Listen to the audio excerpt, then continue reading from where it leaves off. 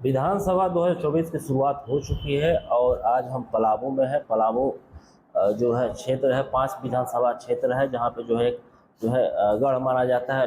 डाल्टनगंज विधानसभा के प्रत्याशी हैं दिलीप सिंह नामधारी। आज उनसे जो है बातचीत करेंगे और उनके जो आने वाले चुनाव मुद्दे हैं उसको लेकर क्या कुछ उनका तैयारी है, इसको लेकर जो है उनसे जो है खास आज बातचीत करने वाले हैं। हमारे साथ है दिलीप सिंह नामधारी जी।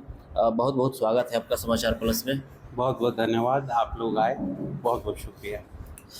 अब जो है फिर से जो है बैक हुए हैं चुनावी जो है मैदान में, तो क्या कुछ जो इस बार रहेगा, क्या कुछ आपको आखिर क्यों जो है इस बार जो है आपको आना पड़ा?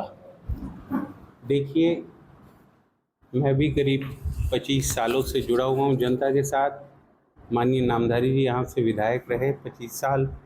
तो जनता की समस्याएं होती थी, मेरे पास लोग आते थे, मैं कोशिश करता था कि उन समस्याओं को पिताजी के ही मार्फत हल करूं। और मैं लगा रहा हूं, एक एक कोना, एक एक पंचायत, एक एक ब्लॉक मेरा छाना हुआ है। मैं कोई नया नहीं हूं, पर पिछली बार कुछ कारणों से मैं चुनाव नहीं लड़ा था। शारीरिक कारण भी थे और कुछ पार्टियों के भी कारण थे, जिससे मैंने निर्णय लिया था कि चुनाव नहीं लड़ूंगा। पर इस बार जनता की भारी डिमांड को देखते हुए मैं जनता के कहने पर ये चुनाव लड़ रहा हूँ। ये चुनाव जनता का है, मेरा नहीं है। अच्छा, ये आप किस माने पार्टी से आने वाले हैं या फिर निर्दलीय, क्या माने विचार है अभी तक जो आ रहा है? देखिए, अभी परसों कार्यकर्ता सम्मेलन हुआ था। मैंने अपने दिल की बातें हज़ारों कार्यकर्ताओं के सामने की हैं। मैंने कांग्रेस पार्टी से, कांग्रेस के आला कमान से यहाँ के लिए टिकट मांगा है और सकारात्मक बातचीत भी हुई है। पर कुछ मजबूरियाँ पार्टी की भी होती हैं, वो भी अपना नफ़ा नुकसान देखते हैं कि इस प्रत्याशी को देने से क्या होगा। वो अपना उनका असेसमेंट है, उसमें कुछ नहीं कह सकता। पर मुझे उम्मीद है कि कुछ पॉजिटिव रिज़ल्ट भी आ सकता है। और अगर पॉजिटिव नहीं भी आया, कार्यकर्ताओं ने मुझे कहा है कि आपको निर्दलीय चुनाव लड़ना है। मैं उस चुनौती को भी स्वीकार कर चुका हूँ। अगर देखा जाए इन 25 सालों में या फिर 5 सालों में देखा जाए विकास को लेकर पलामू डाल्टनगंज विधानसभा में, तो क्या कुछ आपको नज़र आया और क्या कुछ जो है होना चाहिए था? देखिए, पापा 2009 में ही सांसद बन गए थे चतरा के। उसके बाद आज 15 साल हो गए। त्रिपाठी जी भी 5 साल रहे, चौरसिया जी को 10 साल हो गए हैं। आप लोग प्रबुद्ध पत्रकार हैं, थोड़ा क्षेत्र में जाके जनता से डायरेक्ट आप रूबरू हुइए, गांव-गांव जाइए, शहर के निगम के हर वार्ड में जाइए। आप इन विधायकों का खाली कार्यकाल के बारे चर्चा कीजिए कि उन लोगों के सुख दुख में शामिल हुए कि नहीं, विकास कार्यों में उन्होंने कितनी रुचि ली। भ्रष्टाचार चरम पर है, कहीं चले जाइए, बिना पैसा के काम नहीं होना है। और माननीय नामधारी जब थे, किसी थानेदार की हिम्मत नहीं थी कि किसी गरीब से वो पैसा ले ले। कोई अगर पैसा ले भी लेता था और पिताजी को जानकारी हो जाती थी तो उनसे भी पैसा वापस कराया जाता था। ये हिम्मत थी यहाँ के जनप्रतिनिधि की। यहाँ तो दरोगा से बात करने की लोगों की हिम्मत नहीं है। आदमी जब अपने ईमानदार होगा तो उसमें एक बोल्डनेस होती है ईमानदारी की। वो चीज़ एकदम जनप्रतिनिधियों में ख़त्म हो गई है। बस अब मैं कह सकता हूँ जनप्रतिनिधि ब्रोकर हो गए हैं। आज के जो नेता हैं, जो विधायक हैं, they are behaving like a broker.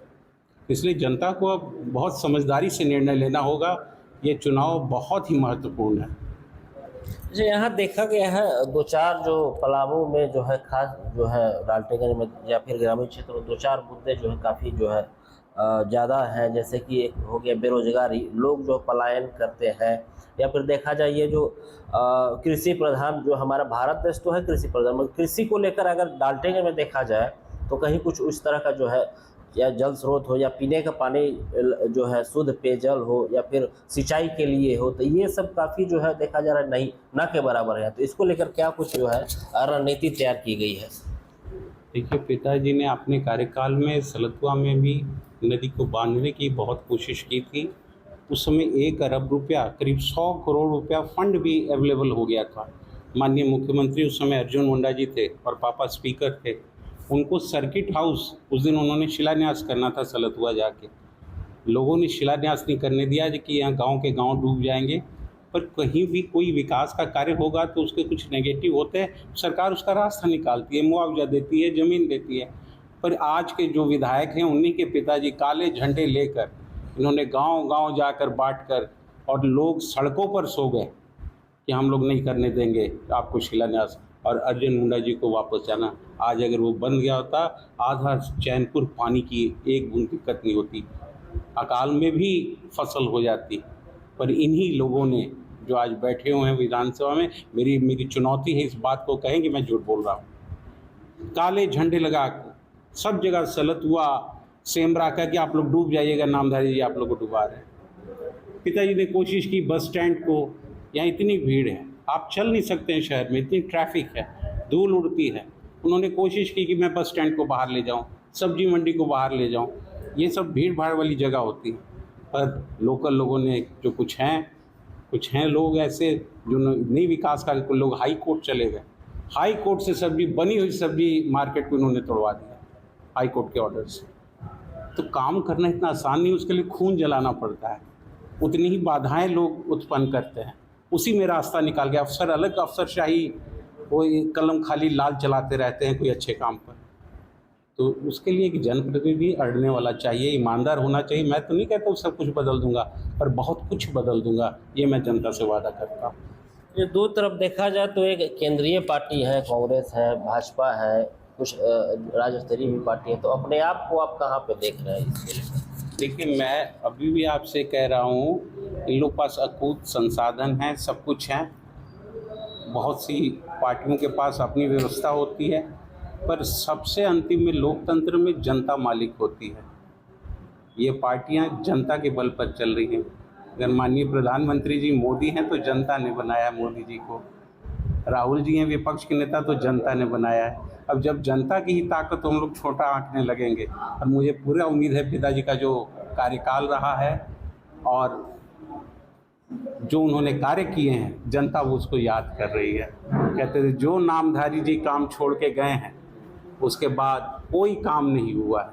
इसलिए मुझे उम्मीद है परिवर्तन के मूड में है जनता, और जो मुझे कम आंक रहे हैं, मुझे पता है कि जनता की ताकत क्या होती है। शायद 23 नवंबर को सबको पता लग जाएगा डाल्टनगंज क्या निर्णय लेगा। अच्छा, कुछ अपना मैनिफेस्टो भी होता है, तो क्या कुछ जो है इस चुनाव को लेकर आप उतरे हुए? मेरा पहला मैनिफेस्टो ईमानदारी है। जनप्रतिनिधि को ईमानदार होना चाहिए। विधायक कोटा अगर मिलता है तो उसको ईमानदारी से उसका वितरण होना चाहिए। पीसी विधायकों को नहीं लेनी चाहिए, अफसरों को उसमें पीसी नहीं लेने देनी चाहिए।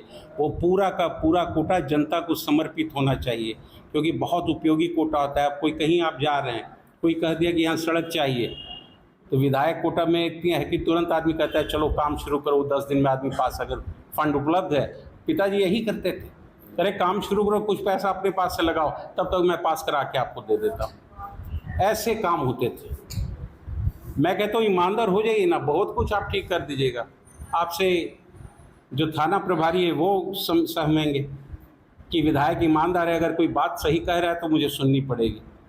वीडियो सुनेंगे, डीसी आपकी बात सुनेंगे, एसपी आपकी बात सुनेंगे। पता है कि ये पैसा नहीं लेता है, ये जो बात कह रहा है इसकी बात अगर नहीं मानी तो ये अपने स्तर से निपटना जानता है।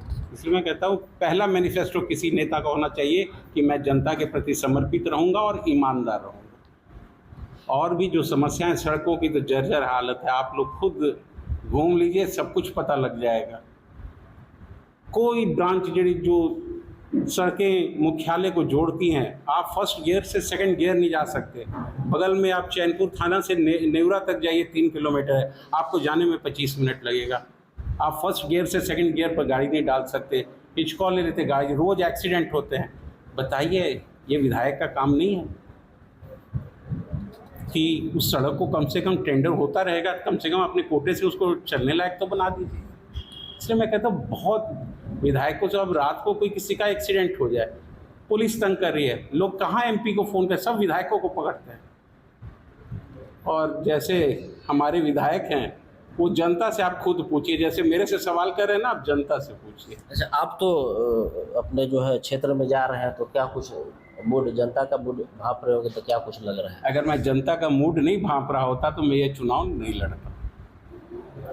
ये थे दिलीप सिंह नामधारी, जिनका कहना है कि अगर आने वाले जनता जो है, इनके वोटर जो है इन पर भरोसा करती है तो वो रोजगार को लेकर हो, सड़क को लेकर हो, काफ़ी जो है हद तक जो है जर्जर हो चुकी है, उसे में जो है जरूर सुधार होगी। प्रभु दयाल तिवारी, समाचार प्लस, पलामू।